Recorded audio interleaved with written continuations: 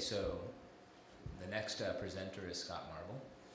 Okay, we're going to shift gears a little bit here because the last two presentations are actually going to be presentations of work that we've been doing at Columbia in response to the CBIP project. Myself, David Benjamin, who's going to present the second half of this, and one other person have been sort of leading this initiative at Columbia. So this is illegible, but this basically maps out the CBIP agenda for the next 3 years as we're looking at it, and positions the studio in relationship to the think tank. So the idea here is that we will have these think tanks 3 times a year in different parts of the world. They feed information back into the studio that we do at Columbia, and then the work of the studio conditions some of the input that we get from the future think tanks. This is an image from the first think tank that we had in New York City, where we just looked at the general future of the industry. One of the things that we got out of this, which is happening a lot in this session, is that clearly when we're thinking about the future of our industry, energy and the environment are key parts of that can't be separated from all the discussions about new organizations. So a few agendas for the studio.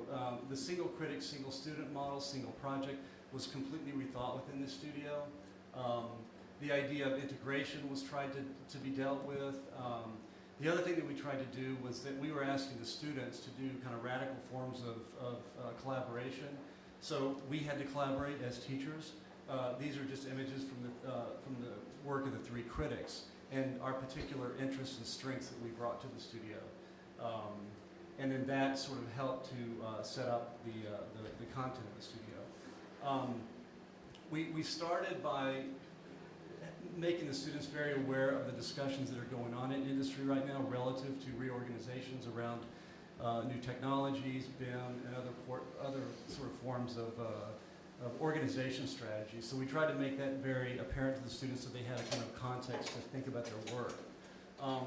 The other thing that we tried to do was that instead of just looking at organizational models that always talked about a tightly knit integrated unit, we were interested in looking at other models that were more expansive and were more open-ended. In some ways as a critique of some of the sort of models that have been developing up to this time.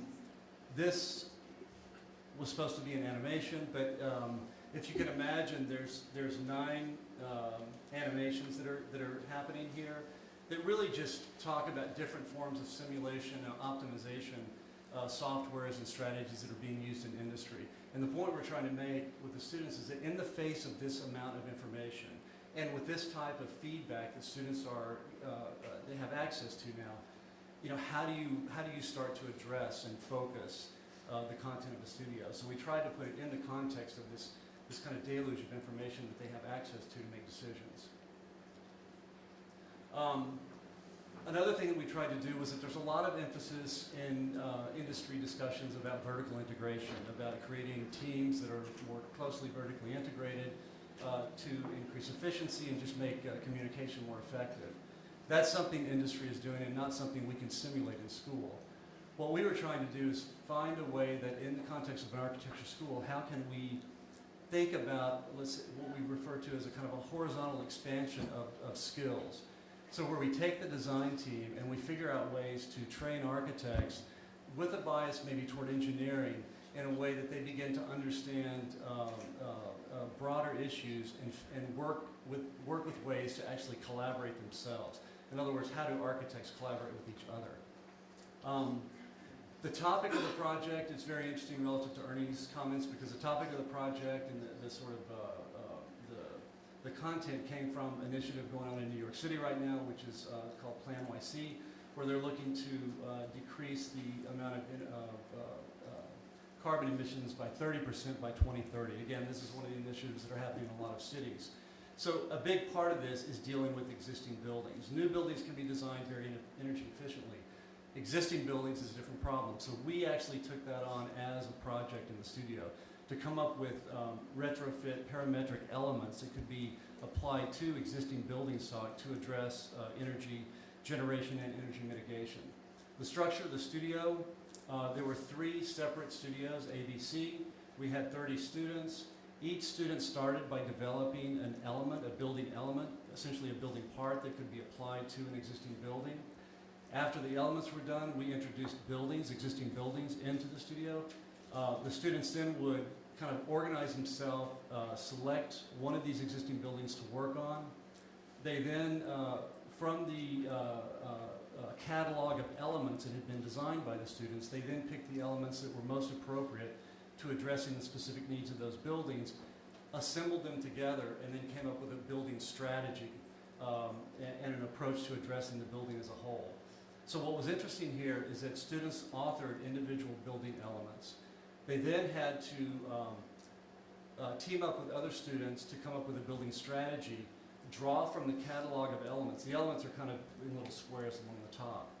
So students would be working with a lot of other students' work. They had to combine elements to come up with a comprehensive strategy. So at the same time that a student was authoring and refining their element, they were also having to come up with a comprehensive building strategy.